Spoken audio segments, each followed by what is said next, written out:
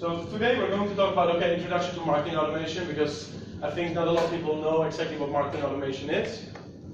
Then the basics.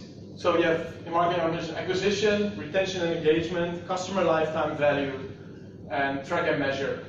These are really the 4 key things within marketing automation. I won't say also in marketing itself, but if I speak with a lot of companies, and definitely here in Asia, the majority they're not even doing. They only focus on acquisition and sales.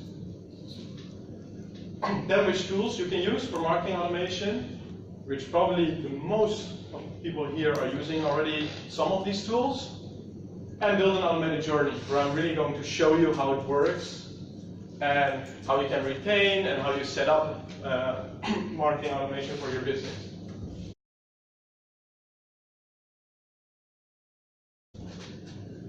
So yeah, marketing automation, automate your marketing actions. Sounds very simple. It is actually very simple. So what you actually do with marketing automation is you nurture prospects. So there are a lot of people probably coming in touch with your business. But yeah, when I was here in Singapore and I worked here in Singapore, my company always said, conversion rate too low, bad quality leads and stuff like that. This is what you do with marketing automation. You basically nurture and qualify, right? So it's not so much on acquisition, I would say, but really on qualifying your leads, automatic. Instead of your follow-up and calling every 3 days, everyone gets tired, no one likes it. So you do this basically with creating useful content.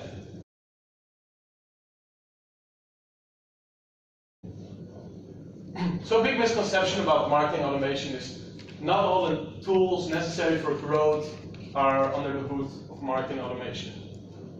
Where, in my opinion, for example, now it's changing, but Facebook ads is not marketing automation, in my opinion, right? Because you don't automate a lot. You just show yourself out there. You push content to people.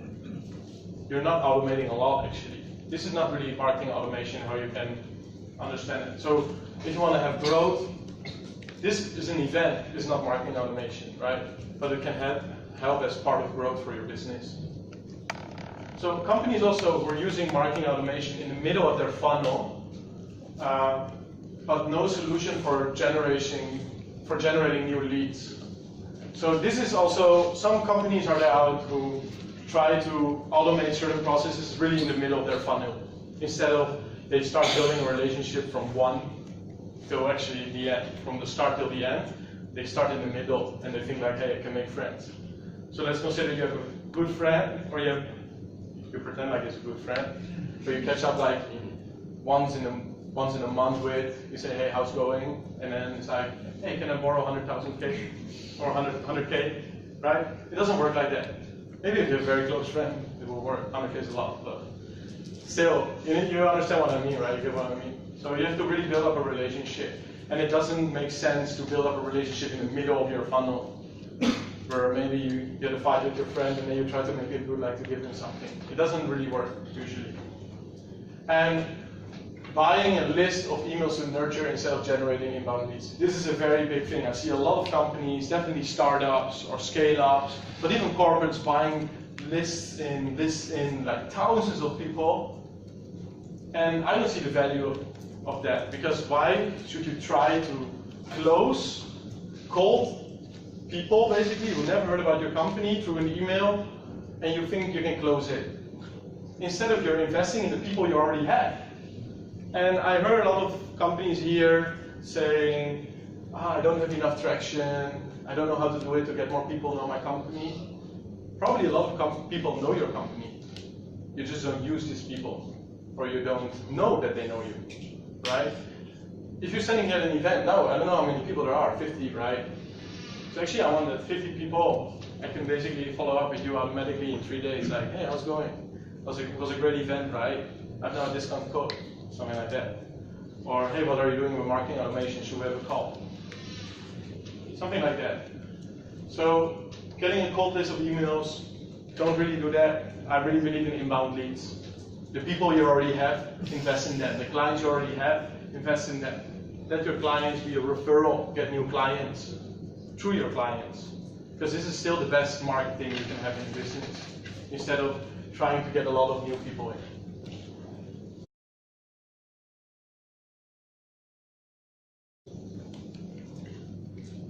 So it's very important to have a certain process within marketing automation, and actually with marketing itself too.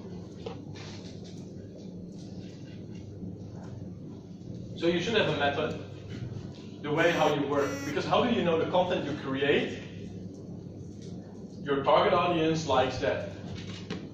So I used to work for a co-working space, and we were organizing a lot of events, but how do I actually know that our people in the co-working space like these events? Because the majority of these people in the co-working space were never coming to the co-working space for that particular event, right?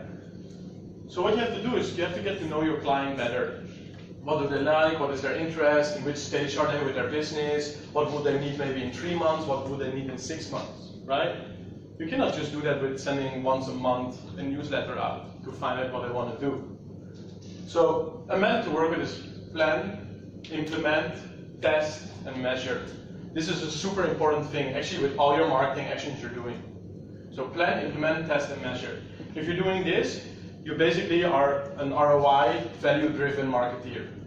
Because you care what the result is. Instead of you just do something, you just create a post on Facebook because you think it's nice.